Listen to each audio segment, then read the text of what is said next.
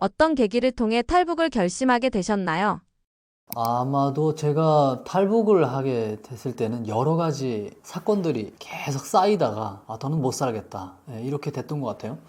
뭐 저도 북한에서 세뇌 교육을 다 똑같이 받고 학교 때 누구보다 열심히 공부를 했거든요. 그리고 북한은 우리 뭐 한국사 이런 것처럼 김일성, 김정일 그 혁명 역사라고 있는데 그걸 또 공부를 잘해야 돼요. 그것도 뭐 남보다 더 많이 했던 것 같고요. 그래서 뭐 충성분자 이렇게 돼서 북한에서 가기 힘든 백두산답사라는 걸 갔었어요. 근데 백두산답사를 쭉 하면서 보니까 그때 제가 세뇌가 조금 벗어졌던 것 같아요. 그때 중국을 처음으로 봤거든요. 북한에서 교육을 받았을 때는 내 나라는 아름다운 삼천리 금수강산 이렇게 교육을 받았는데 중국 국경 쪽에 가니까 북한과 중국을 대비해 볼 수 있는 거예요. 강, 하천, 산 이런 것들이 보이면서 야, 저게 다른 나라는 참 잘 사누나. 그리고 또 김일성이 싸웠다고 하는 그런 혁명 전적지라던가 이런 데를 돌아다니면서 보니까 김일성이 그렇게 축지법을 쓰면서 위대하게 싸웠다고 하는데 그게 위대한 게 아니었구나 하는 걸 또 알았어요. 그러니까 예를 들면 보천보전투라는 것이 있는데 아마 한국사에서도 한 페이지 언급될 만큼 나올 거예요. 그 보천보전투가. 근데 북한에서는 엄청 크게 미화를 하거든요. 근데 제가 가서 눈으로 딱 보니까 제가 혼자 가서 그만큼 작살낼 수가 있더라고요. 밤에. 뭐 그 정도의 그걸 보면서 김일성이 엄청난 위대한 인물은 아니었구나. 그도 인간이었구나 하는 걸 그때 느끼게 됐고 뭐 그렇지만 그게 결코 탈북으로 이어지는 건 아니었죠. 군대 가서 쭉 생활을 하면서 보니까 제가 있던 부대에 제가 뭐 신분이라고 해야 될까요? 그게 제일 낮았어요. 저는 농민 신분이거든요. 북한은 신분을 다 세분화로 나눠놨는데 농민이 저 혼자 있었고 나머지는 아버지가 그래서 한 자리 하는 애들이 들어온 거예요. 저는 뭐 뇌물을 좀 줘가지고 운 좋게 들어가긴 했는데 그곳에서 노동당이 말하는 평등과 그리고 그 실상에서 차별을 이제 느끼게 된 거죠. 그리고 북한군 같은 경우는 농민의 자녀는 장교로 진급이 안 돼요. 그래서 뭐 이런 누구나 꿈꾸면 꿈이 이루어진다는 사회가 왜 이러지 하고 막 그런 마음을 가지고 있던 차에 저희 아버지가 보위부에 잡혀가셨어요. 네. 그런 사건도 경험하게 됐고 그리고 전단지랑을 또 제가 학교에서 봤었던 학교 때 군대 가기 전에죠. 그 봤었던 그런 기억들이 막 연상되면서 북한 사회하고 계속 비춰보게 되는 거예요. 비교하면서 이런 사회는 내가 더 못 산다. 이 사회는 바꿔야 된다. 이렇게 생각을 하고 탈북을 하게 됐었죠. 결정적으로 가장 충격받은 사건은 무엇이었나요? 아버지가 보위부에 잡혀가셨을 때가 제일 충격이었어요. 걔네는 그러니까 재판 이런 게 없어요. 어떤 사회가 정한 기준에서 좀 벗어나면 처벌도 받고 그럴 건 좀 이해가 가능하거든요. 제가 아무리 북한에서 살았다고 해도 세뇌를 받고. 근데 아무런 재판도 없이 가족에게 어떤 재판의 결과라던가 이런 걸 알려주지도 않고 자기들 마음대로 한 개인, 한 인간을 막 물건 취급하듯 하고 인간의 존엄이 없이 취급한다는 것에 대해서 상당히 좀 반항심이 거기서 생겨났던 것 같아요. 일제 때랑 그 영화를 이렇게 보면요. 북한에서 간악한 일제를 형상한 영화를 보면 거기서도 일제가 재판을 하거든요. 말도 안 되는 저게 우리 민족도 아니고 일제도 재판을 이렇게 조선 사람을 하고 있는데 같은 조선 사람이라고 하는 내가 총을 들고 지키고 있는 나의 조국이라고 믿었던 그곳에서 나의 아버지가 이렇게 어떠한 명분 이런 거랑 잘 모르고 이렇게 잡혀가다 보니까 거기에서 상당히 화가 났었죠. 근데 저는 아버지가 잡혀간 이유는 알고 있었어요. 저희 아버지는 북한 사회에서 말하는 대로 이렇게 절대적으로 믿는 사람이 아니었거든요. 제가 학교 가기 전부터, 군대 가기 전부터 학교 생활 때 아버지가 이렇게 표현하는 이런 말씀들이 다 사회와 좀 반대되는 그런 내용들이 꽤 있었거든요. 그래서 좀 우려되는 점들도 있었는데 그렇다고 해서 제가 그렇게 군복무하고 개고생하면서 있는데 나의 아버지를 그렇게 했다는 것에 대해서 상당히 참기가 좀 힘들었었죠. 그게 큰 계기점이 됐었던 것 같아요. 전단지가 생각을 바꾸는 계기가 됐다고 하셨는데요. 처음 전단지를 봤을 때 가장 다르게 느껴졌던 점은 뭐였나요? 북한에서는 김일성 혁명 역사 이런 거 외에 또 세계 역사 그리고 조선 역사 이런 거를 배우거든요. 근데 세계사 같은 거랑 배우는 그 나이에 우연히 산에 갔다가 전단지를 보게 된 거예요. 삐라를. 근데 북한에서 내가 받고 있는 교육 내용과 전단지의 내용을 이게 비교해보게 되는 거죠. 많이 다르더라고요. 많이 다르고, 제가 정신적으로 김 씨에 대해서 그들이 엄청난 신으로 이렇게 알고 있었는데, 그 전단지에서 신을 막 이제 비판하는, 그 신을 그 신랄하게 폭로하는 이런 내용들이 있었어요. 그래서 그런 면들이 좀 신기했고, 또 6.25 전쟁은 누가 일으켰나 이런 내용도 거기 있었는데 6.25 전쟁 같은 경우는 북한에서 미제가 이렇게 주도한 전쟁을 일으켜 북침을 한 전쟁인데 그것을 수령이 위대해서 다 쳐부셨다 이렇게 교육을 하거든요. 그래서 정의의 전쟁에서 북한 우리가 이겼다 이렇게 포장을 하는데 그 전단지에서는 김일성이 계획하고 스탈린의 승인을 받아서 전쟁을 했다는 거예요. 그런 내용들이 있고 그리고 전쟁을 일으킨 쪽이 3일 만에 서울을 내준다는 게 이게 말이 될까요? 이런 내용도 있고 근데 실제 그게 딱 와닿는 거예요. 제가 고등학교 때 싸움을 진짜 많이 했는데 싸움이 선빵이 기본이거든요. 선빵 한 대 맞으면 이 회복하기가 좀 힘들어요. 그때 좀 시간이 걸려요. 몇 대 더 맞아야 좀 근데 선빵을 맞았다는 북한이 3일 만에 그걸 서울을 해방했다는 이게 이게 거짓말이로구나 하는 걸 그때 알았죠. 그런 내용도 있었고 그리고 그 풀죽 쥐기밥이라고 혹시 아세요? 여기선 그런 표현을 잘 안 쓰는 것 같아요. 뭐 주먹밥 이런 거죠. 그 주먹밥에다가 쪽잠만 자는 김정일. 그런데 배는 왜 이렇게 뚱뚱할까요? 인민들은 헐벗고 굶주리는데 이런 내용이 있는 거예요. 근데 실제 주변에 보면 북한에 배 나온 사람이 없거든요. 근데 수령은 배가 나와가지고 이렇게 있는 걸 보면서 그때는 살짝 반감도 들고 그랬지만 거기서 새로운 걸 보는 그런 시선이 열렸던 것 같아요. 삐라에 또 어떤 내용들이 담겨 있나요? 또 그런 내용이 있었어요. 대한민국의 자동차 경쟁력 이런 내용이 있고 북한은 자기들이 자동차 만들어서 국내에서 운영을 하는데 그게 계속 고장나고 수출 같은 건 꿈도 못 꾸고 하거든요. 근데 한국에서 모든 사람들의 그 멀리 있는 꿈과 같은 승용차 이런 걸 막 해외에다 수출한다고 하고 이런 내용이 전달되어 있었고 그리고 남북 간의 경제 차이 이런 게 있었어요. GDP에 대해서 이야기하는데 그때는 뭐 GDP가 뭔지 모르죠. 뭔지 모르는데 뭐 경제 수준이 어쨌든 북한은 한국의 10분의 1도 안 된다 이런 내용으로 거기 있는 거예요. 엄청 많이 차이 난다 이게. 그래서 제가 주변에 쭉 둘러보니까 한국에서 전단지에 쓴 뭐 금액, 지표 이거하고 제 주변에서 살아가는 사람들이 쓰는 그 돈하고 이게 달러로 계산해 보니까 완전히 과대평가를 했더라고요, 북한을.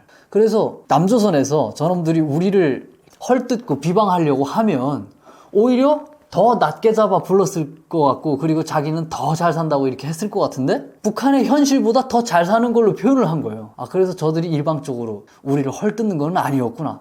이렇게 또 받아들이기도 했었죠. 한국에 와서는 어떠셨나요? 생각했던 것보다 좋다고 느끼셨나요? 사실 상상을 해보지 못했어요. 자기가 어느 정도 눈으로 봐야 또 상상도 하고 그만한 이런 상상도 하고 할 텐데 저는 그걸 본 적이 없어가지고 한국 드라마를 제가 본 적이 없거든요. 한국 드라마를 뭐 여기 온 사람들이 많이 봤다고 하는데 저는 내륙 지역에 있었어가지고 내륙 지역 사람들은 한국 매체를 접하기가 힘들어요. 저는 공중파 채널을 좀 보긴 했었는데 우연히 근데 공중파 채널을 사극 대조영 뭐 이런 거를 봤어가지고 현재 한국 사회가 어떻게 살아가는지 최근 년간 한국 사회가 어떻게 살아가는지 그걸 잘 몰랐죠. 그래서 넘어오자마자 그냥 충격의 연속이었죠. 이렇게 잘 사나? 제가 심지어 왔던 루트를 확인하러 가는 과정이 있는데 조사받는 기간에 그때 산골길을 쫙 가서 그 DMZ 근처까지 갔었던 거예요. 제가 넘어온 길 확인할 때. 근데 산길을 갔다가 다시 서울로 들어왔는데 그때 그런 생각이 들더라고요. 이거 남조선이 이 정도면 이거 세계적으로 한 10위쯤 되지 않나? 이런 생각 있잖아요. 그때는 뭐 남한이라는 생각보다 남조선이라는 게 더 익숙했으니까. 그래서 제가 같이 갔던 조사관 분에게 물어봤죠. 이 정도면 한 10번째 정도 잘 살지 않나요? 그러니까 그분이 그러더라고요. 우리 한국이 세계적으로 이런 뭐 경제 이런 수준을 보면 한 12위권 안에 올해 들어간다고. 12위. 그래서 뭐 10위 뭐 가까이 된다고 그러더라고요. 북한이 이 정도 따라오려면 한 100년은 더 걸리겠구나. 이렇게 생각했었죠. 뉴스에서는 초고속 탈북이라고 표현됐는데요. 실제 탈북 과정은 어땠는지 시청자분들이 이해할 수 있게 간단히 설명해 주실 수 있을까요? 사실 탈북해서 살아가는 사람들이 정말 많죠. 근데 그분들은 북한을 떠나서 저기 중국으로 해서 뭐 빨리 온 사람은 비행기 타고 인천공항으로 들어왔을 거고 그런 사람들이 있고 그리고 DMZ 지키다가 DMZ에서 총 들고 있다가 넘어온 군인들도 꽤 있거든요. 그런데 그들 말을 들어봐도 다 한나절 또 하룻밤 이 정도 걸려서 DMZ를 다 넘었더라고요. 근데 저 같은 경우는 북한 땅을 딱 떠나가지고 그 DMZ에서 딱 떠나가지고 3시간 만에 제가 여기 우리 군 GP로 들어왔거든요. 들어와서 그래서 그런 표현을 썼었던 거죠. 여기 한국에 전투기 타고 온 사람들이 북한 군 조종사들이 한 3명 정도 있는데 그 사람들은 몇 분 안에 다 들어왔죠. 이렇게 그 북한 상공을 떠나서 그 사람들 다음으로 제일 빨리 온 게 전 저라고 생각하거든요. 그 지난번에 뭐 판문점 쪽에서 총 맞고 넘어온 사람도 있었는데 그 사람도 그 총 맞아가지고 한참 동안 누워있고 그랬거든요. 근데 저는 정말 북한에서 넘어간지 안 넘어간지도 모르게 쥐도새도 모르게 싹 넘어왔어가지고 그래서 그런 표현을 썼었던 거죠. 전 탈북을 준비하는 그 과정이 좀 많이 어려웠거든요. 군대에서 나를 찾지 않게 만들어 놓고 어떻게 내가 탈주를 할까? 저게 DMZ 많은 군인들과 그리고 지뢰관 배설된 그 지역을 내가 거기 한 번도 가보지 않았는데 내가 어떻게 처음 가는 길을 한 번에 넘어갈 수 있을까? 이런 것을 가서 답사도 해보지 않고 자꾸 그냥 상상으로만 그리고 지도를 통해서만 이거 확인을 했어가지고 그래서 준비하는 과정이 좀 많이 어려웠었어요. 여기에 제가 한국에 올 때 심지어 장마당 나가가지고 제가 장마철에 한국에 갈 거를 생각했었어가지고 장마철에는 북한에서 시중에 판매되는 시계들 이게 다 물이 많이 들어가거든요. 방수 기능이 얼마 안 돼 있어요. 그래서 시간을 또 확인해야 돼서 방수 기능 있는 시계를 사고 그리고 밤길에 그 후레쉬 같은 거 라이트가 필요할 수도 있어서 그것도 물이 안 들어가는 걸로 사고 그리고 이거 시계는 팔목에 차면 되지만 이거 라이트 같은 경우는 주머니에 넣어야 하잖아요. 그래서 주머니 옷 북한에서 시장에 나가가지고 옷 제일 좋은 걸로 모든 주머니에 지퍼가 다 달린 거 지퍼가 다 달린 거 사고 심지어 지퍼가 옷이 그냥 그 특전사 옷 비슷할 만큼 지퍼가 진짜 많았어요. 주머니에. 그리고 거기다가 철책이 막혔으면 철책을 뚫을 수 있는 이런 줄톱 그리고 벤치 이런 것도 다 몸에 다 착용하고 제가 여기까지 다 가지고 넘어왔거든요. 그거. 그리고 선글라스도 하나 주머니에다 딱 넣어가지고 지퍼 채우고 그렇게 하고 떠났죠. 뭐 준비 과정은 참 많았어요. 탈북 루트가 물길을 이용해서 오는 거여가지고 또 가서 내가 물 속에서 얼마나 떠 있을지 이것도 좀 테스트를 해봤고 그러면서 내가 가다가 만약에 잡히면 뇌물을 줘가지고라도 다시 나와야 되겠다 하는 그 생각에 돈도 제가 준비해가지고 넘어왔었고 국정원 내고 돈을 갖다 반납했죠. 그렇게 했었고 탈북 준비하는 게 힘들었던 것 같아요. 그 3시간이라는 그 과정에 북한 땅을 탁 넘어서서 했던 거는 그냥 빨리 지나갔던 것 같아요. 탈북 결심 후 준비 과정은 얼마나 걸리셨나요? 이 땅에서 못 살겠구나. 이 땅을 내가 바꿔야 되겠다. 이 땅을 어떻게 변화시켜야 되겠다. 이런 생각이 들기 시작해서 어떻게 바꿀까? 한국에 가야 된다. 남조선에 가서 뭐 유형적으로나 무형적으로나 도움을 받아야 된다. 이렇게 판단을 한 다음부터 한 3년 정도 걸린 것 같아요. 한국이라고 딱 정해진 다음부터 대한민국이라고 정해진 다음부터 한 3년 정도 걸려서 제가 탈북을 했던 것 같아요. 자꾸 이제 시뮬레이션도 하고 머릿속으로 계속 이제 돌리는 거죠. 돌리고, 그리고 또 여러 가지 물질적인 것도 준비하고, 그러면서 했었죠. 북한에 그런 말이 있어요. 물자 창고를 상당한 시간 동안 경비를 섰었는데, 그때 그 창고 관리하는 사람들이 그 창고 열쇠 이거 채운 거 있잖아요. 그걸 보면서, 군인들이 그걸 훔치려고 3시간만 이렇게 뚫어지게 그 열쇠를 보면 키가 열린다는 그 말이 있어요. 그 창고 관리하는 사람들이. 그만큼 자기의 신경이 집중되면 뭐든 연다는 거예요.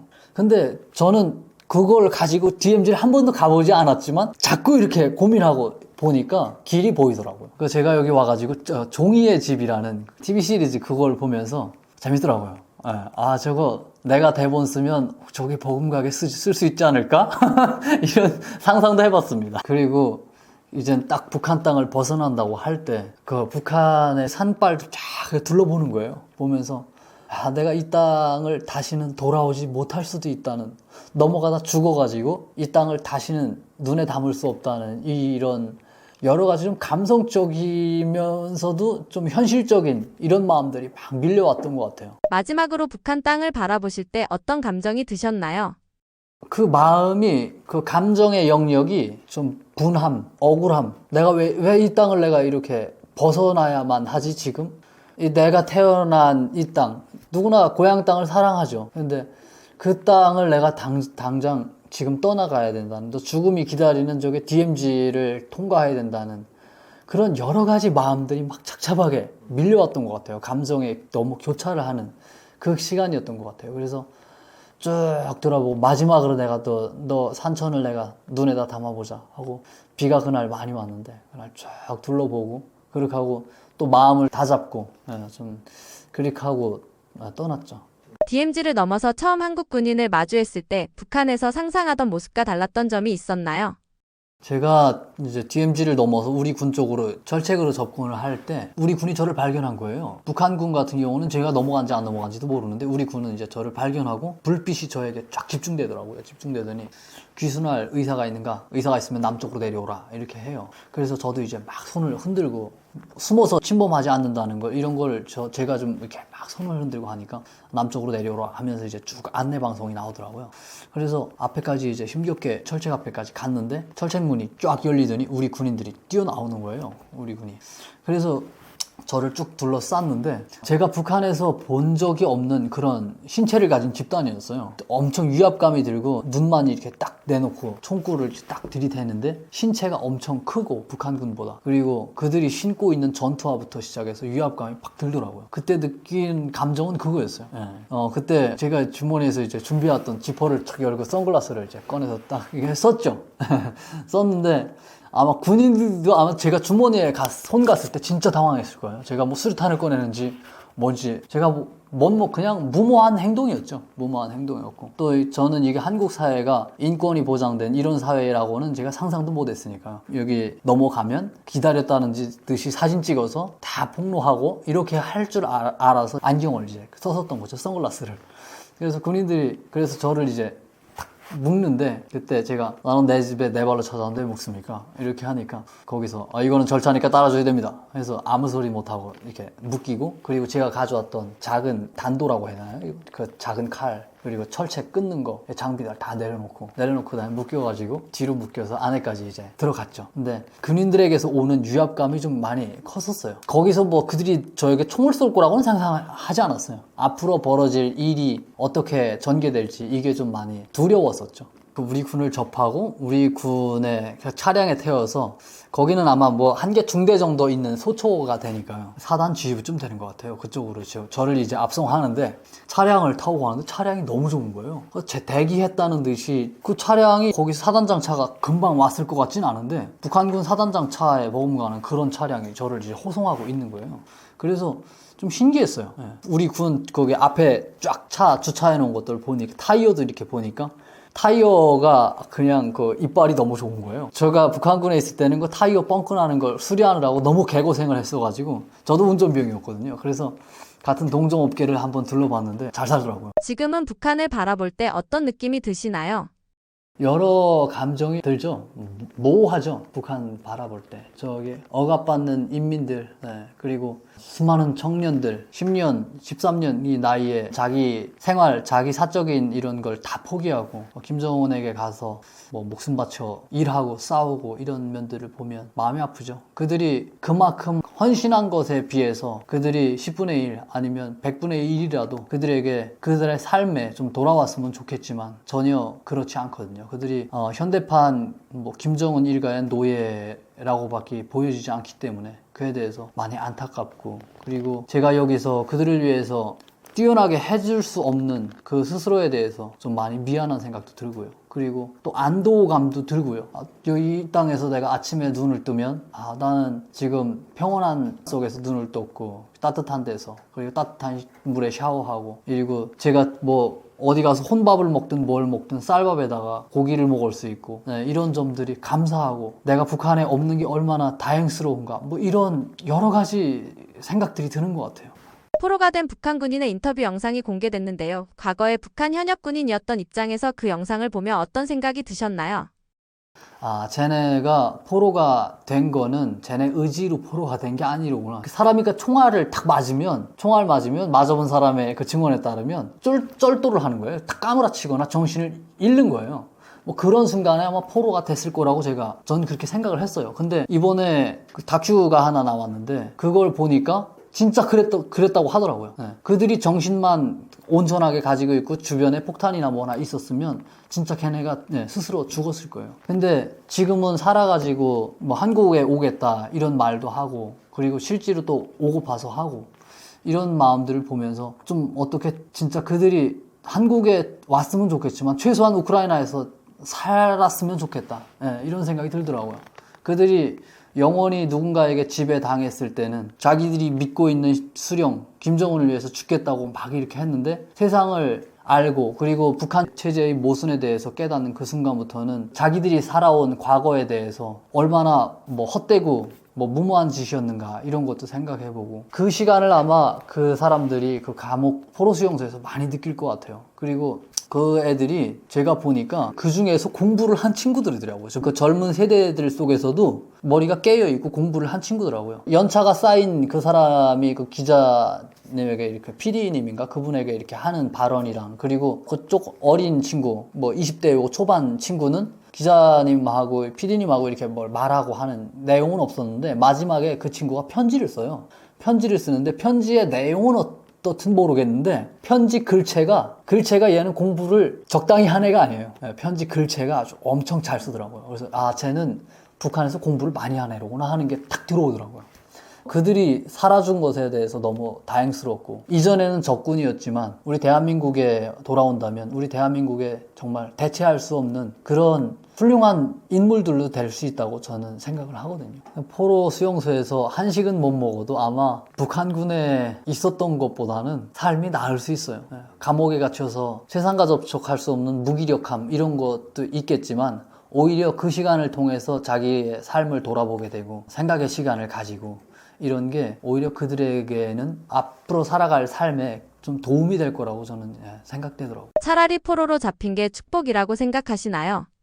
축복이죠. 제가 지난번에 여기 넘어왔을 때 DMZ 넘어왔을 때 저에게 판문점 다시 보내겠다는 그런 멘트가 저에게 날아오는 거예요. 그때 제가 그렇게 답을 했었거든요. 차라리 죽여서 넘겨라. 그들이 정한 바운더리 안에서 배신이라고 누명을 쓰는 순간 다시 북한 땅을 돌아갔을 때 나에게 차려질 처벌이라던가 이런 것을 제가 누구보다 잘 알고 있기 때문에 그래서 넘기려면 날 죽여서 넘겨라. 내가 여기에 죽음을 각오하고 넘어왔지만 넘기려면 나를 죽여서 넘겨라. 이렇게 반문을 했었고 그리고 지난번에 실제 판문점으로 넘긴 사례가 있어요. 제가 국정원에서 조사받고 이렇게 하나원이라는 그 교육과정을 받는 동안에 북한에 넘겼거든요. 두 명을 넘겼는데 그 사람들이 저는 차라리 북한에 가서 그냥 땅하고 총살 당하는 게 전 더 낫다고 생각해요. 우리가 삶을 살아갈 때 가장 처절하게 고민해야 되는 것이 자살이다. 이런 말을 하잖아요. 근데 오히려 그 사람들은 그 삶 속에서 그냥 자살을 그냥 총살 당하는 게 오히려 천국이 있다면 천국에 갈 수 있고 그 북한에서 그 생명을 유지해서 정치범 수용소나 이런 데 가면 그 사람들이 삶이 더 피폐해지고 정말 최악의 그런 루트를 걷는 과정이 되겠죠. 그래서 포로가 어찌 보면 축복이라고 제가 이렇게 말을 하는 겁니다. 최근 김주애가 북한 매체에 계속 등장하고 있는데요. 이걸 후계 준비 신호로 봐야 할까요? 아니면 다른 정치적 의도가 있다고 보시나요? 원래 제가 김주애 처음 나왔을 때는 그냥 다른 의도가 있는 걸로 봤어요.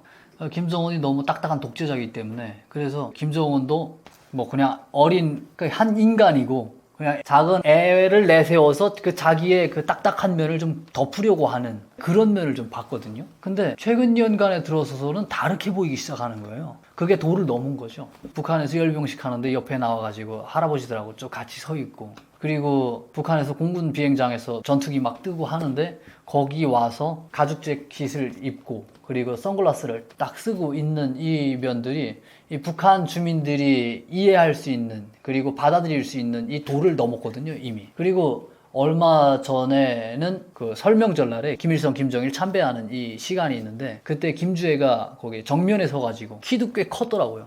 이 애가 정면에 서 있더라고요. 이걸 보면서 김주애가 다른 의도로 보여주려고 북한에서 쇼를 했던 게 아니었구나. 이거는 후계의 구도와 상당히 가깝게 다가오고 있구나. 이런 게 보이더라고요. 심지어 김정은도 이거 안 했거든요. 김정은은 이게 없었어요. 이게 없었는데 어느 순간 이제 나타났는데 그래서 사람들이 또 그렇게 생각해요. 어떤 사람들은 저게 김주애는 그냥 지금 데리고 다니는 그냥 그런 존재고 뒤에서 실제 아들이나 이런 거를 지금 교육하지 않을까 이런 것도 그런 시나리오도 떠올리는 사람이 있는데 저는 이미 김주애가 많이 들어온 것 같아요. 이미 많이 치고 들어왔고 그리고 이거 되돌릴 수 없는 그리고 저는 북한이 무너진다면 김주애로 인해서 무너질 것 같아요.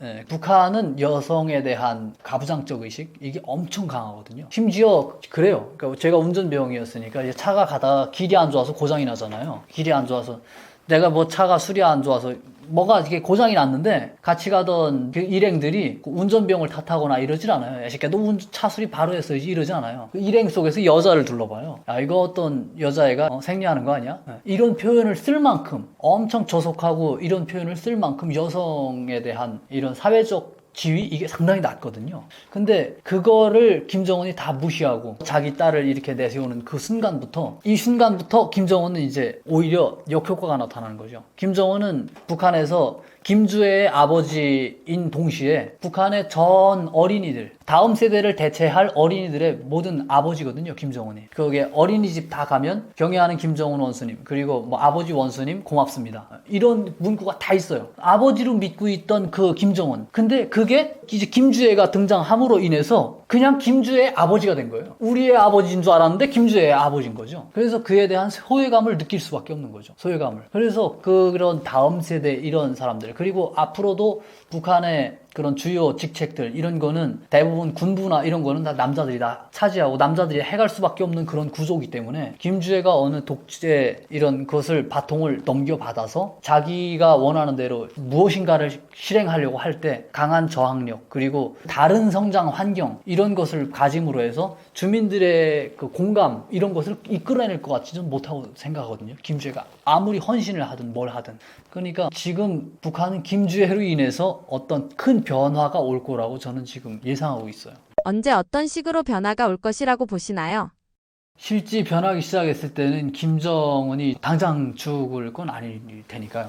김주애를 자꾸 데리고 다니면서 많이 보여주겠죠. 많이 보여주고 많이 북한 주민들과 친숙하게 만들어 놓으려고 하겠죠. 근데 사람의 처음 봤던 시선 이런 거랑 바뀐다는 게 참 쉽지 않습니다. 그게 잘 안 바뀌거든요. 오히려 김정은이 딱 죽고 난 다음에 그 후계 구도가 김주애로 이어지려고 할 때 그때는 상당한 마찰이 있을 거라고 봐요. 이전에 김일성, 김정일로 이어질 때는 스무스하게 넘어갔거든요. 김일성이 딱 죽었어도 김정일이 자연스럽게 쭉 넘어가고 김정은은 좀 갑자기 나타나가지고 거기에서 살짝 우려를 했던 부분도 있고 한데 김정은이 잘 치고 나갔죠. 실제 남자애고 또 군대도 김정은은 제가 군복무를 한 것 같진 않아요. 근데 심지어 군복무를 했다는 그런 썰도 다 퍼뜨려가지고 교육 자료를 통해서 그걸 배분한 게 아니고 쭉 다 돌린 게 아니고 썰로 그냥 사회 암묵적인 그런 루머로 그거 퍼뜨린 거거든요. 김정은이 실제 군복무를 한 것 같진 않아요. 근데 군복무를 했다는 그들 사회에서 공감대를 형성하기 위해서 그런 것을 돌린 거거든요. 김주애는 앞으로 그런 접촉이 있을 수가 없는 거예요. 네, 있을 수가 없어서. 그래서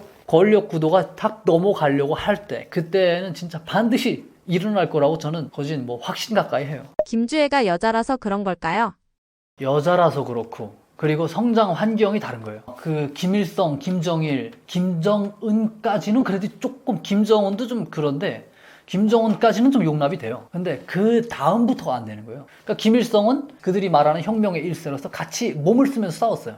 그리고 김정일도 후계 수업 받으면서 대학교 김일성 종합대학인가 이걸 다니면서 그래도 접촉이 있었거든요. 그들과 공감대 이런 것을 서로 만들어가고 김정일이 영화를 만듦으로 해서 그 주민들의 공감대 이런 거를 다 이끌고 이런 거를 다 했단 말이에요. 김정은도 심지어 군대 갔다 왔다는 이런 루머를 돌리면서까지 이런 구도를 맞췄고 그리고 김정은은 다행스럽게 남자였고 군대 갔다 왔다고 하고 이런 것을 다 끼워 맞췄는데 김주애는 지금 할 수 있는 게 없어요. 김정은이 무모했던 거예요. 그러니까 김정은이 무서운 존재가 없고 두려운 존재가 없다 보니까 그 심리적 컨트롤을 자기 스스로가 못한 것 같아요. 그래서 김주애를 이제 갑자기 나왔는데 이게 오히려 독이 될 수 있는 걸로 전 봐요. 그래서 김주애는 이제 어디 갔다가 어린 왕자처럼 흉내를 낼 수가 없잖아요, 지금은. 그리고 김주애가 여자인데 어디 가서 군복무 했다고 하면 이걸 믿을 사람도 없고 그것도 불가능하고 그 북한 사회 구조상 신분이라던가 이걸 철저히 지키고 뭐 보호하고 이런 존재가 됐기 때문에.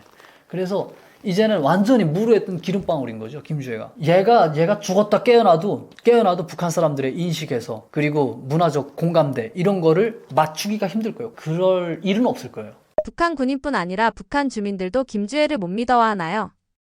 싫죠. 네. 그게 사실 인간은 모두가 동등할 수는 없잖아요. 이 인간이 차이도 있고 그리고 차별도 분명히 존재하죠. 그런데 잘 사는 사람, 진짜 차별이 있다면 그 차별받는 사람들이 자기에게 이익이 될 때 용납을 할 수가 있겠죠. 근데 김주애가 그 차별받는 인민들에게 이익이 될 수 있는 그럴 게 전 지금 현재 상황에서는 안 보이거든요. 북한 주민들이 그렇게 자기도 아들, 딸 낳고 뭐 하고 하는데 김주애는 낳자마자 그냥 자연적으로 그냥 통치자가 되면 그래도 북한 주민들이 21세기에 살아가는 사람들인데 그걸 자연스럽게 그냥 용납하고 수긍한다는 거는 그거는 이상한 거죠. 진짜.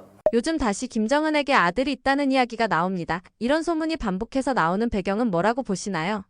아들이 나오는 거는 김주애는 그냥 앞에 보여주는 걸 해서 이제 성동격소 하는 거 아니냐, 여기다가 내세우고 저 유럽 쪽에 가서 공부하는 거 아니냐, 약간 이런 뭐 취지에서 나오는 것 같아요. 근데 김정은이 아들이 있다고 할지라도 저는 이미 되돌릴 수 없는 강을 걷는 것 같아요. 네, 이미 그 단계를 착착착 해서 이미 돌려 가버려 가지고 다음 아들을 내세우기가 힘들 것 같아요. 왠지. 네. 아들이 생기면 이제 그 진짜 아들이 생기면 김주애와 쪽에 그 아들 간에 그때 또 뭔가 벌어지겠죠. 네. 김여정이 김정은을 졸졸 따라다니고 여기 한국에서랑 국제사에서는 김여정의 영향력에 대해서 많이 언급하는 전문가들이 꽤 많았거든요. 근데 김여정은 북한 사람들이 봤을 때는 영향력이 1도 없는 여자예요. 네. 그냥 김정은의 뭐 그냥 아바타고 그러니까 자기가 주도적으로 하는 게 없다고 보는 거예요.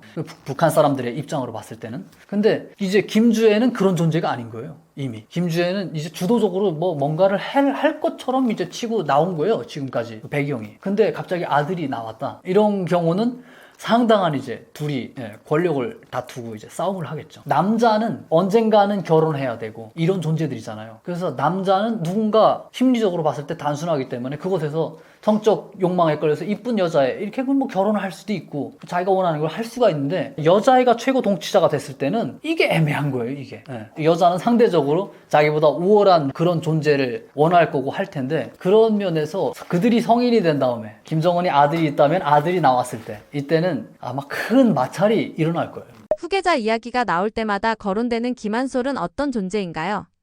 북한 사람들은 김한솔이라는 존재 자체를 모르죠. 존재 자체도 모르고 일단 김정남이라는 그 김정은의 이복형에 대한 존재를 모르니까요. 김정남의 아들이 김한솔로 제가 알고 있는데 김한솔이 뭐 저기 언론에 자주 나오긴 하는데 이거는 외부 사회에서 예를 들어서 북한 사회가 어떤 문제점을 겪었을 때 지금 현재 트럼프가 저기 베네수엘라 마두로를 이렇게 탁 잡아갔잖아요. 잡아다가 다음 베네수엘라 대통령을 누구를 세울지 지금 뒤에 연막작전을 펴고 있잖아요.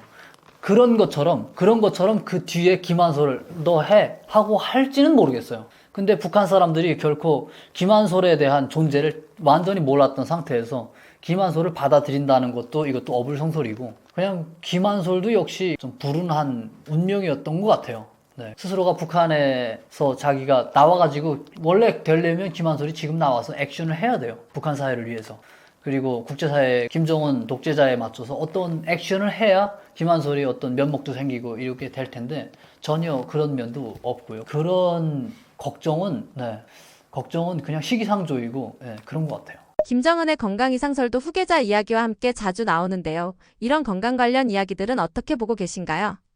저는 저게 김정은이 빨리 뭐 죽는다 이런 거는 그거는 신뢰할 수 없는 것 같아요. 물론 뭐 그냥 일반 사회에서 건강한 사람도 어느 순간 죽곤 하지만 그냥 뚱뚱하다고 해가지고 죽는 건 아니잖아요. 그렇게 하면 뭐 우리 대한민국에서 저기 하루 이틀 하는 사람들이 얼마나 많아요, 우리나라에. 그 북한 사람들은 김정은이 제일 뚱뚱하거든요. 되게 뚱뚱해서 그런 걸로 뭐 수명을 예측할 수는 없을 것 같고요. 그냥 언젠가는 죽겠죠. 언젠가는 죽을 거고 오래 살지는 못할 거예요. 오래 살지는 못할 거고 그럴 때는 아마 이제 후계 구도가 자동적으로 이어지겠죠. 지게질 텐데 그때는 언제가 될지 예측할 수가 없고 그리고 제가 뭐 북한의 김정은 일가라든가 이걸 제가 디테일하게 알 수 있는 부분도 아니기 때문에 제가 뭐라고 속단할 수 있는 부분은 안 되는 거죠. 김정은과 김주의 2026년 행보는 어떻게 전망하시나요? 이제는 후계를 준비하는 것처럼 제가 보기에는 그렇게 보여요. 이젠 확실하게 되돌릴 수 없는 길을 간 것 같고요. 다음 권력을 어떻게 김주애에게 안전하게 넘겨줄까 이에 대해서 늘 고민하겠죠. 그런데 김정은이 쓸데없는 생각을 할 그거는 걷어치우는 게 낫고요. 그걸 잔머리를 굴리는 것보다 차라리 실제 그들이 말하는 조선민주주의 인민공화국처럼 공화제를 해서 그 정당한 그들이 말하는 노동당 공산당의 그 바통이 있다면 다른 사람, 그 북한 인민들을 위해서 진정으로 일해갈 수 있는 그런 후계자를 김정은이 다시 골라야지 않을까. 가족을 통해서 왕족도 아니고 지금 21세기에 자기 딸에게 넘겨주려고 이런 무모한 그런 짓으로 인해서 김정은이 자멸의 길로 가지 않을까. 네, 그런 예측을 해봅니다. 김정은은 뭐 팔이 안으로 굽는다고 계속해서 시도를 하겠죠. 시도를 하는데 어찌 보면 북한 사회에 자유가 열리길 갈망하고 이런 사람들에게는 오히려 다행스러운 일이기도 한 것 같습니다. 처음 한국에 도착했을 때 가장 놀라웠던 한 가지 장면이나 순간이 있다면 뭐였나요? 뭐 놀라운 면이 워낙 많은데 우리 군 만났을 때부터 놀라웠죠. 근데 이 영상을 시청하는 분들이 다 군인분들보다 생업전선에서 민간인들이 더 많겠죠. 서울에 와서 놀라웠던 부분을 이야기한다면 아파트 상가들마다 그 간판, 광고 이런 게 정말 놀라웠어요. 그걸 다 이해할 수는 없지만 그런 한글로 쓰고 영어로 쓰고 이런 점들에서 좀 자유로움 같은 것도 봤던 것 같고 열린 사회로구나 이런 것도 본 거고 영어로 된 이런 사인판들도 워낙 많으니까요. 이해할 수 없는 사인판들. 북한은 단순하거든요. 평양시를 가도 어디 가든 평양시 사람들 그리고 북한 전역에 있는 사람들 이런 사람들의 그 생각을 하나의 지향점으로 맞추는데 그 포커스가 되어 있는데 여기서는 여러 가지가 다 있는 거잖아요. 그 심지어 북한에는 그냥 똑같아요. 그냥 똑같이 모든 리에다 위대한 김일성 동지와 김정일 동지는 영원히 우리 함께 계신다. 네, 이거 하나 딱 정면에서 세워두고 그리고 그 뒤에 돌아가면 김일성 연구실이라고 있는데 그런 곳 그리고 계급교양관 이런 데 가면 구호가 전국에 똑같아요. 예. 미제 침략자들을 소멸하자 뭐 이런 내용 계급의식을 고취시키고 그리고 북한 노동당에 대해서 충성 다하게 하고 이런 내용이거든요. 그 장군님 따라 천만리 뭐 이런 내용들이 그냥 벽체에 다 붙어있을 뿐이지 우리처럼 원하는 대로 그냥 문구를 막 쓸 수가 있는 게 아니잖아요. 우리도 물론 뭐 사인판 거는데 어떤 법적 규제는 있을지 모르겠지만 여러 가지 광고판에서 막 영상들 쫙 재현되고 이런 걸 보면 아 자유롭고 열린 사회로구나 그런 느낌을 받았었죠. 심지어 외국인들도 그런 걸 느끼긴 한데요. 심지어 그게 자유를 떠나서 무질서하구나 하는 그 정도까지 받아들인다고 하더라고요. 명동 같은 데 가보고 하면 그게 외국인들이 그걸 또 보러 온대요. 광고판이 워낙 많아가지고 다양한 생각들 광고판 이름을 하나 짓는 것부터 자체가 어떻게 그런 이름을 생각을 떠올리는지 이런 사인판들이 많으니까요. 현재 북한에 있는 주민들은 남한을 어떻게 인식하고 있다고 보시나요?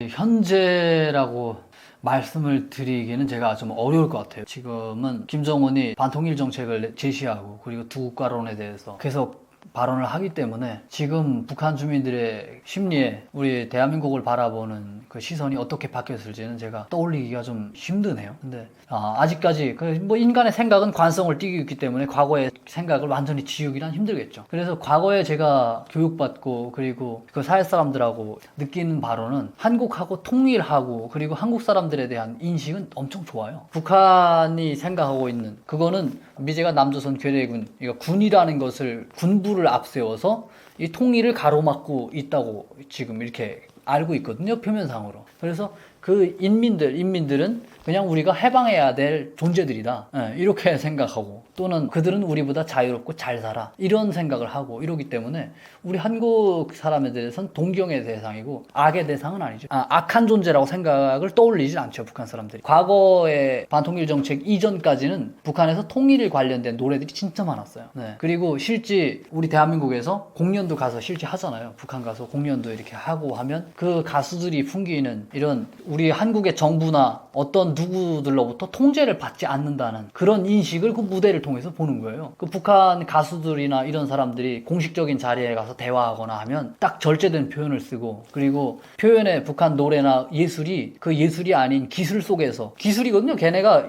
그 음악 하나 삐끗하면 그냥 처벌받고 하기 때문에. 근데 우리 한국이나 음악이나 이런 걸 들으면 이 사람들이 거기에 노래를 그냥 박자도 맞추지 않고 막 부르나 이 정도로 우리가 음악의 세계가 다양하기 때문에 열려있기 때문에 그곳에서 자유로운 존재 그리고 인간이 가지고 있는 그 내추럴한 면 이런 것들을 보면서 저것들이 악적인 존재가 아니로구나 하는 그런 인식들을 가지고 있죠. 근데 뭐 예를 들어서 국정원이라든가 북한에서 악마화하는 뭐 괴뢰군 우리 군, 국군 이런 거는 조금 거기에서는 호불호가 갈릴 것 같아요. 누군가는 그들도 한국 국민이거나 이렇게 생각할 거고 누군가는 적으로 받아들일 거고 그런 면이 있을 것 같아요. 지금도 북한 주민들이 김정은 정권의 선동에 많이 영향을 받고 있다고 보시나요?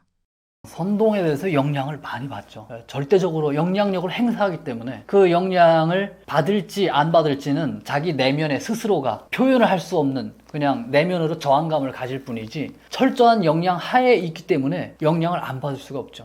탁 태어나서부터 집에 눈을 뜨고 보니 김일성, 김정일 초상화가 있고 그리고 학교 가서 그런 교육 커리큘럼 이런 모든 것들이 북한 체제와 김실과를 위해서 다 설계가 되어 있기 때문에 그런 자아가 스스로의 자아가 그들이 알든 그러니까 의식적이든 무의식적이든 그들이 맞춰놓은 여기에 다 따라왔기 때문에 뭐라고 딱 말하는 노동당에서 뭐라고 영향력을 행사하면 그거를 이해할 수 있는 이걸 다 가지고 있는 거예요. 준비가. 거기서 저항감을 가지는 사람들이 있다고 할지라도 표현할 수 없고 그래서 철저한 영향하에 있죠. 자기 본심이 진짜 절대적으로 충성하냐 마냐 이거는 그 내면에서 생각하고 있는 사람들마다 다 다를 거고요. 오히려 자유를 억압하고 그리고 억누르고 이런 데 대해서 오히려 반감을 불러일으키고 이런 사람들도 꽤 많을 거고 그리고 노동당이 그렇게 위대하다고 하는데 왜 너네는 우리를 배불리 못 먹이고 우리의 삶을 이렇게 피폐하고 힘들게 만드냐 이런 점에 대해서 좀 반문하고 이런 사람들은 오히려 그 영향이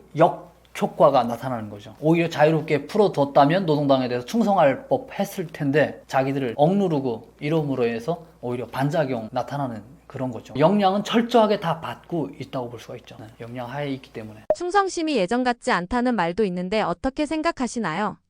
충성심이 예전 같진 않죠. 예전 같진 않고 예전에는 그러니까 북한 사람들이 철저하게 노동당에 그냥 묶인 수동적인 존재였죠. 그러니까 팔다리가 다 노동당에서 줘야 영향을 흡수하는 그런 존재이기 때문에 노동당에 북한은 일심단결, 혼연일체 뭐 이런 것을 수령을 머리 그리고 자기들은 팔다리라고 이렇게 하기 때문에 그래서 주는 밥만 딱딱 먹고 살아갔었고 그리고 밥을 그래도 굶어 죽지 않을 정도로 먹여줬었고 그러니까 세뇌 교육과 그리고 그들이 베푸는 알량한 이게 매치가 어느 정도 됐었던 거예요. 그런데 지금은 세뇌 교육을 하면서 경제적인 면 이런 면은 알아서 다 자기가 해 나가야 되거든요. 심지어 나가서 일은 뼈가 부러지도록 일을 했는데 돈을 안 줘요. 월급을 안 줘요. 그리고 여가 시간 이런 걸 통해서 자기가 불법적으로 일을 해서 자기 생계를 유지하거든요. 이런 점들이 이제 최근 년간에 뭐 2000년대 이후부터 그 사람들이 그렇게 터득한 방법이기 때문에 자연스럽게 생각하는 그 차이가 예전하고는 완전히 다른 거죠. 예전엔 노동당이 나를 먹여 살려줬어. 근데 지금은 노동당은 나의 노동력만 빼앗아가. 이런 쪽으로 바뀐 거죠. 북한 주민들 사이에서도 세대별로 생각 차이가 분명히 느껴지나요? 이거를 우리 한국 사회의 시각으로 바라보면 이거는 좀 오류가 있을 것 같아요. 보통 우리는 뭐 MZ세대부터 시작해가지고 뭐 무슨 세대 이렇게 하는데 북한은 그런 세대에 대해서 특별하게 나누진 않았어요. 뭐 신분에 대해서는 확실하게 나눠놨지만 세대에 대해서 몇 년 차이, 몇 년생에 맞는 어떤 정책 이런 것도 없고요. 그렇기 때문에 그냥 자연적으로 세대차가 한 번 딱 분명하게 난 거예요. 1995년 이후로부터 김일성 사망하고 북한이 상당한 그 경제난을 겪으면서 자동적으로 세대 차이가 난 거죠. 그 교육은 일관한데 교육은 똑같이 갔는데 거기서 그들이 유아기 그리고 청소년기 이런 것을 경험하면서 다른 경험을 했기 때문에 거기서 좀 세대 차이는 나죠. 그런데 생각이나 이런 것들 주입은 똑같은 교육을 받고 똑같은 주입을 했기 때문에 그래서 그런 면들은 똑같아요. 그런 면들은 똑같고 그냥 노동당에 대한 절대적인 충성심 이것만 1995년 그리고 2000년 이후부터 태어난 이 사람들이 그게 다른 거예요. 동유럽 사회주의 나라들이 다 무너지고 북한이 혼자 이렇게 지탱하고 있을 때 그 시대적 배경을 가진 세대가 생각이 좀 다른 거죠. 장마당 세대와 윗세대 간의 세대 갈등은 없다고 보시나요? 북한은 세대 갈등, 성별 갈등 이런 게 전혀 없죠. 그리고 그것을 갈등이라고 남녀 간의 차이 이런 것도 분명하게 엄청난 여성들이 차별을 받고 살아가고 있는데 심지어 그것을 차별이라고 제기도 하지 못하고 살아가죠. 그래서 그걸 인지할 수도 없고 그리고 그것을 사회적인 그리고 개인적인 이런 집단들이 뭐 어떻게 제기할 수도 없는 부분이고요. 한국에 와서 시간이 지나고 나서 북한에 있을 때는 절대 몰랐던 북한의 모습이 새롭게 보이기 시작한 게 있나요? 북한에서는 제가 북한을 다 알고 있다고 이렇게 생각도 했었죠. 제가 그 안에서 살았기 때문에 다 알아 이렇게 생각하고 있었는데 그것을 벗어나서 다시 북한을 밖에서 들여다보니까 많이 몰랐구나 하는 걸 알게 됐어요. 그래서 사실 북한에서 김정은이 어떻게 살아가고 이런 거를 알 수가 없거든요. 그리고 김정은이 딸이 아들이 몇 명이고, 그리고 김정은이 딸이 들고 다니는 뭐 입고 다니는 저 옷 브랜드가 뭔지 이런 걸 북한 인민들은 궁금해하지도 않거니와 그걸 알려줘도 모르거든요. 이해할 수도 없고. 네, 이런 점들.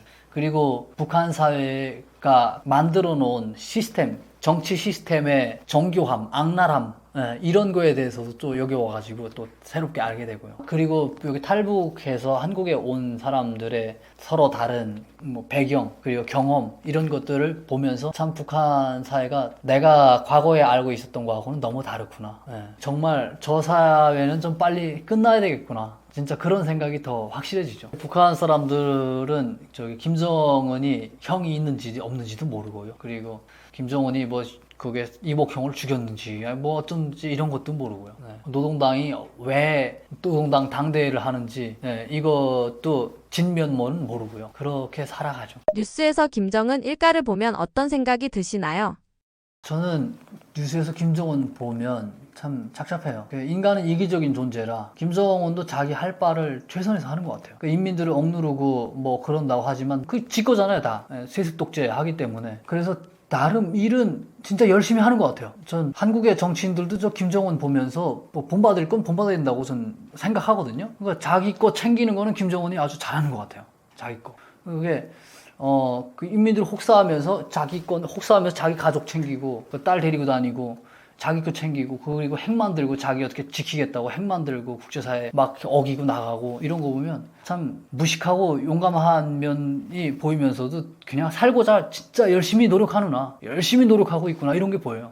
우리나라는 국회의원 되면 그냥 놀고 먹는 것처럼 그게 좀 선선한 말도 안 되는 그런 싸움도 하고 국민들이 이해할 수 없는 싸움을 국회에서 하고 이런 점들을 보면 오히려 김정은이 자기를 위해서 일은 더 잘하는 게 아닌가. 좀 많이 밉기도 하죠. 그런 면이. 근데 그런 것을 김정은이 스스로 포기할 일은 없잖아요. 우리가 좀 그래도 진보적인 생각을 가지고 있는 그런 많은 사람들의 생각이 모여서 그런 김정은의 욕심, 야욕 이런 것을 끝내줘야 하지 않을까요? 김주애가 어린애잖아요. 어린애고 세상을 다 알 수도 없고 그냥 교육을 통해서 그리고 전반적인 사회 문화를 이해할 수도 없는 특별한 환경에서 혼자 자라나고 이러다 보니까 전 김주애가 오히려 평범하게 태어난 게 오히려 나을 수 있을 걸 이런 생각을 하죠. 어린 왕자가 바깥 세상을 한번 경험하고 싶어 하는 그런 심리, 이런 걸 김주애가 좀 한번 겪어보면 그도 인간다운 삶을 살 수 있겠지만 이게 북한에서는 그게 불가능하기 때문에 이미 되돌릴 수 없는 길을 걸었기 때문에 어린애에게 너무 과중한,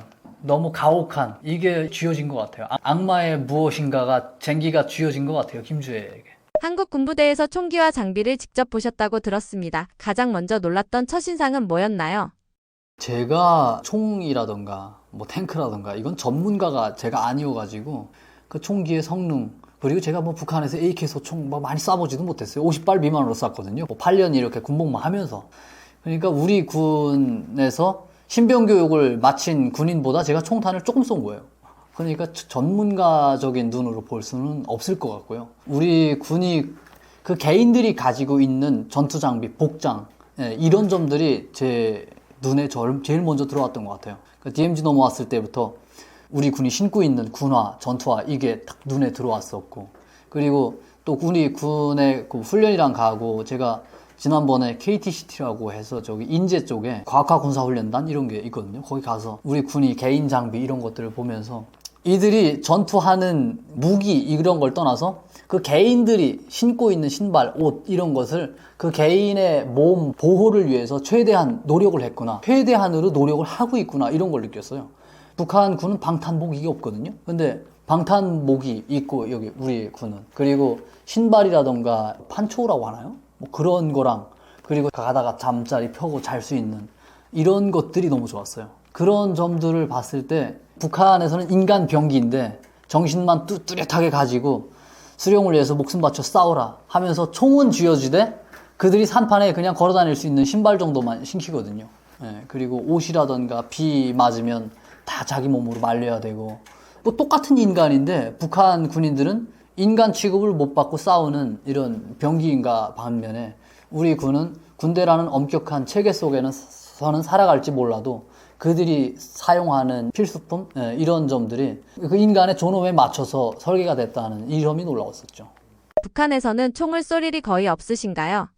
훈련을 하려고 해도 이게 돈이 따라서 주지 않으면 훈련을 할 수가 없잖아요. 총탄 한 발 만들고 이게 구리, 화약 이게 다 돈인데, 그러니까 북한에서는 총탄 한 발에 닭 한 마리다. 총탄 아껴 써라 이렇게 하거든요. 그리고 포탄 한 발엔 소 한 마리다. 그래서 북한에서 총 쏘는 거나 막 이렇게 와당탕 뚱땅 이렇게 총 쏠 때는 그거 다 카메라에 담아가지고 그 TV 여기에 다 선전 영상으로 다 내보내는 거예요. 우리 군이 그 총탄 쏘는 걸 다 내보내면 사람들이 그거에 대해서 뭐 재미 이런 것을 뭐 느끼지도 않을 뿐더러, 그리고 그게 선전 영상이 될 수는 없잖아요, 우리 사회에.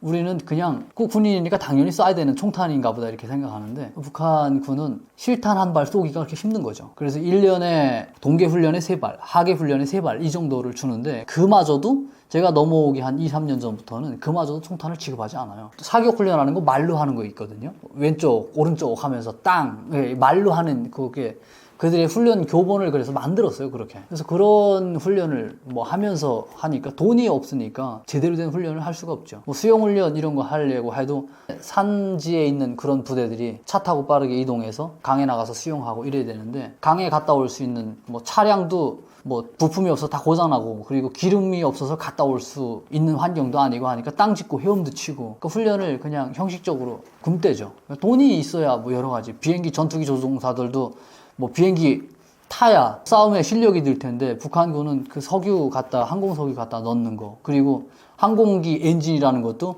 그 수명 연장 그 시간이 있어가지고 공중에서 그 채공 시간이 있거든요. 뭐 예를 들어서 4,000시간 공중에 떠 있으면 그게 항공기 폐기된다는 이런 게 있기 때문에, 기름이 있어도 띄울 수 없거니와 기름이 또 없어요. 그러니까 공중에 올라갈 수도 없고, 그러니까 말로만 이런 훈련을 하고, 그리고 정신교육 위주로 하죠. 일단 무기를 쥐어줬을 때 얘가 실제 확실하게 적을 향해서 방아쇠를 당겨라, 이런 교육을 중점을 두고 하죠. 전직 북한군의 눈으로 봤을 때 무기 하나만 놓고 봐도 이건 상대가 안 된다고 전력 차이가 난다고 느낀 부분이 있었나요? 우리 군 전투 차량 그리고 뭐 전 차량 쫙 세워놨어요. 그러면 그 중에서 뭐 제가 자세히는 모르겠지만 아마 80% 가동률은 보장할 거예요. 20% 고장나거나 정비해야 될 것들이 있죠, 훈련하면서. 80% 그 이상을 보이더라고요. 이렇게 눈 딱 보면 전차가 금방 다녀와가지고 진흙이랑 묻어있고 이러더라고요. 근데 북한군은 가동할 수 있는 전차 차량이 20% 미만이에요. 무기의 성능은 어떻든 간에 무기가 움직여야 하잖아요. 걔네가 맨날 저게 로켓포 쏘고 하는데, 난 그 차량들이 이제 좀 지켜보느라면 그 고장나서 못 움직일걸요? 걔네가 기름 움직이는 그게 상당히 기름 소비량도 많고 하기 때문에 기계를 또 계속 세워놓으면 고장나고 이런 경우도 있고 해서 그걸 뭐 다 운영을 할 수가 없어요, 그들이. 무기의 성능은 어떻든 간에 가지고 있는 것마저도 북한군은 제대로 할 수가 없는 거예요. 제가 우리 군에 와가지고 뭐 요즘에 퍼레이드랑 할 때 광화문 앞을 지나가는 현무5 뭐 이렇게 이런 거 지나가는 걸 보면서 놀랍진 않아요, 사실. 뭐 제가 현무5에 대해서 자세한 전문가가 돼야, 그리고 이걸 디테일하게 이해해야 놀랍고 할 텐데, 뭐 하나 지나가느나, 크다, 뭐 이 정도지. 근데 그런 시각으로 그런 냉철하게 평가를 한다면,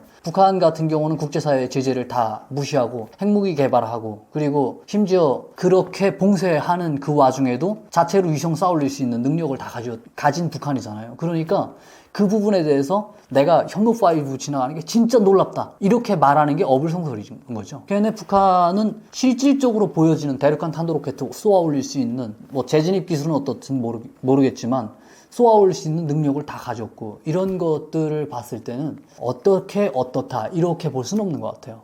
그의 용도에 맞춰서, 각 무기는 용도에 맞춰서 사용 가능하고, 그들이 사용하는 사람들이 어떤 정신세계를 가지고 자기의 무기를 어떻게 잘 관리하면서 최대한 전투에서 활용할 수 있냐, 이게 관건인 것 같아요. 북한에서는 최강 병력이 여군이라는 말도 있는데요. 북한 군사력의 실제 수준은 어느 정도라고 보시나요? 이게 제가 과거에 이런 말을 제가 했었던 말 같아요. 최강 군인이. 우리 군 같은 경우는 여군이 상대적으로 완전히 적잖아요. 적고. 북한군도 뭐 남성 군인과 여성 군인 비교해봤을 때는 여성 군인이 좀 적긴 한데, 제가 그 군부대에서 경험하고 그리고 이곳저곳 다녀보면서 느낀 바로는 여성들이 심리적으로 소속감 이런 거를 더 느끼는 것 같아요, 북한 군인들. 그래서 자기가 그곳에서 벗어났을 때는 그들에게 그 사회적 무리에서 돌아오는 비난, 이런 것들을 좀 더 두려워하는 것 같아요. 그것에 대해서 오히려 반대작용으로 해서 더 헌신하려고 하는 이런 점들이 보이는 거예요. 심지어 남성군인, 여성군인 일을 작업 과제를 딱 주면 남성 군인들은 그냥 그 몰래 가서 숨어서 그냥 농땡이 치고 이런 애들이 꽤 있거든요. 그냥 돈 좀 주고 그냥 살살 빠져나가고 이런 애들이 있는데, 여성 군인들은 그게 잘 없는 거예요. 여성 군인들 한 명 누가 그러잖아요. 그러면 아주 그 무리에서 아주 난리가 나는 거예요. 그러니까 얘네가 세뇌 교육도 받고 그런 여성의 가진 특별한 심리 이런 것들이 작동하면서 노동당이 가르치는 방향성 여기에 맞춰서 그냥 선전원 나팔수가 가자 하면 그냥 무작정 가는 이런 경향을 제가 봤었어요. 그래서 해안포부대 이런 걸 보면 여성 군인들이 해안포 이런 것을 많이 다루거든요. 근데 그런 데 가면 애들이 진짜 기강이 엄청 뚜렷해요. 그러니까 예를 들면 그래요. 그러니까 군대에서는 뭐 우리가 전쟁을 안 해봤으니까 비교할 수가 없잖아요. 비교할 수가 없는데 뭐 축구를 하나 놓고 보면 그래요. 남자애들, 북한 남자애들 나가면 경기에서 걔네 순위권에 들어가 본 적도 없거든요. 근데 북한 여자애들은 축구 경기 나가면 무조건 청소년 축구인가 이런 거 하면 아시아 1등. 그냥 1등을 북한이 놓치지 않는 거예요. 축구랑 하는 거 보면. 이게 북한에서 그 축구 국가대표로 나간 애들이 다 군대 시스템으로 돌아가요. 그 안에서. 누구 동지, 조장 동지 이렇게 되거든요. 그러니까 그런 시스템, 군대 시스템. 이게 스포츠도 하나의 서로 커뮤니케이션이 필요하고 서로 협동이 필요한 이런 경기잖아요. 축구 같은 경우가. 근데 전쟁이 그거하고 다르지 않잖아요. 그런 면에서 봤을 때 북한 여성 군인들이 남성 군인들보다 더 위험한 존재가 될 수 있다. 이렇게 말을 했었던 거죠. 심지어 심리적으로 아마 그런 게 올 거예요. 남성 군인이 여성 군인을 가까이에서 딱 봤을 때 방아쇠를 당길 그 순간에 0.0001초라도 조금이라도 망설일 수 있어요. 사회적인 통념상 남자는 여자를 때리면 안 돼. 이런 것들을 지배적으로 가지고 살았기 때문에. 근데 북한 여성 군인들은 우리의 그 이성을 뛰어넘는 그런 냉철한 이런 감각을 가졌을 수도 있다는 거죠. 그래서 우리에게는 오히려 여성 군인들이 더 위험할 수도 있다. 제가 이런 내용으로 말을 했었던 거죠. 제2의 남북전쟁이 실제로 벌어질 가능성은 얼마나 된다고 보시나요? 제가 여기 와서 살아보면 완전 정확한 상충관계가 딱 들어가 있어요. 지금 북한은 야 전쟁하자 하면 김정은이 전쟁할 거야 하면 인민들도 그냥 만세요. 전쟁하자. 자기들이 이기려고 하는 전쟁이라기보다 뭐든 좀 김정은 정권이 끝나기를 바라거나 아니면 통일이 되길 바라거나 그런 면에서 전쟁하자. 잘 사는 부유층들 이런 경우는 평양에서 화려한 아파트에 살고 그리고 화려한 집에서 살고 하는 사람들은 좀 두렵겠죠. 근데 대부분의 사람들은 그 삶이 지금 현재 살아가는 삶이 지긋지긋하기 때문에 전쟁하자 하면 동의를 해요. 근데 우리는 안 그렇잖아요. 우리는 대통령이 전쟁하자 하면 전쟁하자고 할 국민이 몇이나 있겠어요. 심지어 전쟁에 대해서 북한을 김정은 정권을 끝내야 된다는 그런 가치관을 가진 사람들마저도 이 무력적인 충돌을 딱 일으키는 거는 그때에 가서는 더 심사숙고하게 될 거고 우리 남한에서 살아온 사람들은. 그리고 우리가 이제는 삶의 질을 이젠 알아버렸기 때문에 북한이라는 망나니 같은 이런 뭐 찐따면 찐따고 국제사회에서 얘네를 건드렸다가 그냥 내 삶이 좀 그냥 불편해지는 게 그냥 싫은 거죠. 그냥 걔네 그냥 불편해도 그냥 너네 좀 그냥 우리가 감내하고 살게. 난 이 삶을 그냥 살게. 이런 차원에서 전쟁을 원하는 그리고 그 전쟁에 동의하는 이런 국민은 진짜 극히 소수라고 저는 봐요. 그래서 우리는 전쟁을 할 수 있는 능력은 다 있거든요. 전쟁은 돈이, 경제 이런 것들이 받침해줘야 전쟁을 할 수 있는데 우리는 그게 다 준비되어 있고 그리고 국방, 무기랑 우리가 세계시장에 나가서 국제시장에 나가서 무기를 판매하고 이런 그런 모든 능력을 가지고 있음에도 전쟁을 못 일으키는 거죠. 근데 북한은 전쟁을 내일 일으킬 수 있는데 그 전쟁을 뒷받침할 경제력이 따라서지 않는 거죠. 김정은의 입장에서는. 그리고 전쟁을 일으켰다고 할지라도 전쟁을 김정은이 가서 핵무기를 꽝 했든 뭐 어쨌든 무력으로 내려왔어요. 예를 들면 내려왔는데 김정은의 그런 독단적 독재 이런 전제 사회 살아가는데 동의하는 사람 나 김정은의 통치 밑에서 살 거야 하고 동의하는 사람이 한국에는 없다는 거죠. 그래서 김정은이 무력으로 한국을 까는 거 앉았다고 치더라도 김정은이 통치를 할 수가 없는 거죠. 독재를 우리가 받아들이겠어요? 우리가 여기 민주주의 공화제 사회인데 그러니까 그런 면에서 김정은은 전쟁할 의사가 없는 거고 그리고 우리 국민들이 전쟁을 할 의사가 없는 거고 해서 그럴 가능성은 상당히 낮죠. 없죠. 북한 군인 입장에서도 남한 군인이 부러울 때가 있을까요? 남한 군인이 맨날 부럽죠. 그래도 그들이 이성을 가진 인간들인데 심지어 북한 GP 이쪽에 DMZ 쪽에 있는 군인들 이 군인들은 우리 군인들을 계속 본단 말이에요. 밤에는 불 밝은 데서 딱 있고 그리고 우리 군은 소초가 다 딱 정리되어 있는 그 속에서 있고 그리고 그 비춰지는 면이 북한에 그들이 살고 있는 그 막사나 이런 것을 초월하거든요. 예를 들면 우리 군은 다 소초 정찰이랑 이렇게 순찰 순찰하는 거 능선 따라서 차량이 쫙 순찰하고 이러는데 차량이 계속 왔다 갔다 하고 이런 것을 북한군이 보면 아 쟤네 기름이 많구나. 쟤네가 저기다가 건물만 번듯하게 하고 쇼를 하는 게 아니로구나. 전기가 우리는 내가 살던 집은 전기가 안 오는데 쟤네는 무슨 전기가 남아 빠져가지고 여기 이렇게 전기를 대낮같이 밝혀놨지? 이런 걸 보면서 저 땅은 과연 어떤 땅일까 궁금하기 시작하고 그리고 대북방송이랑 이런 걸 이제 연차가 한 10년 된 뭐 7, 8년 된 애들은 대북방송 한두 번은 다 들어봤을 거란 말이에요.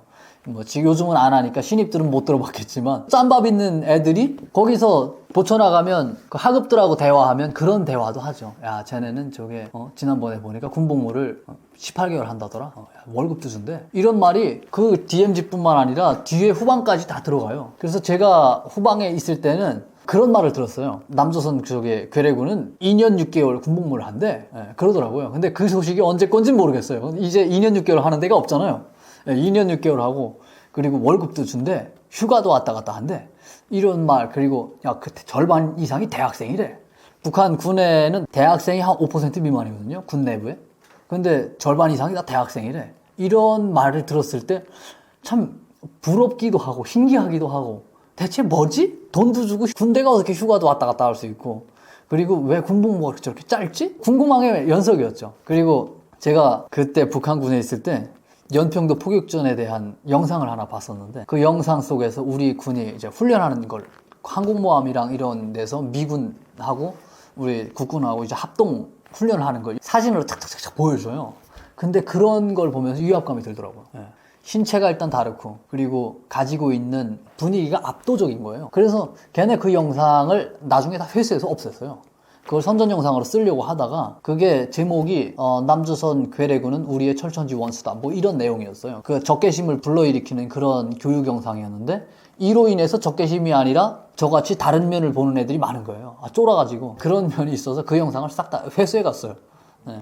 그래서 북한군은 한국 군에 대해서 이제 표면상으로는 경계하는 면이 있지만 대북방송이라든가 라디오라든가 이런 게 구전을 통해서 이렇게 흘러가면서 궁금해하고 어떤 건지 알고 싶어하고 이런 존재죠. 안녕하세요. 저는 2019년에 우리 군의 중부전선 DMZ를 통해서 대한민국으로 귀순을 했고 현재는 대학교에서 공부하고 있습니다. 그리고 지금 류성현 TV라고 TV 유튜브 채널도 하나 운영하고 있는데 뭐 제 채널이 그렇게 재밌진 않아요. 뭐 관심 있는 분들만 와서 보시면 될 것 같아요. 지금 유튜브를 잘 못하고 있는데 제가 뭐 어떤 걸 하고 있어서 이 고비를 넘기면 유튜브에도 좀 집중을 하려고 해요. 그래서 북한 사회에 대해서 제가 보고 느끼는 바 이런 것도 얘기하고 그리고 한국 사회에 대해서도 좀 얘기하는 그런 채널이기 때문에 와서 관심 있는 분들 와서 한 번씩 봐주시면 좋겠습니다. 네. 그리고 긴 영상 시청해 주셔서 감사합니다.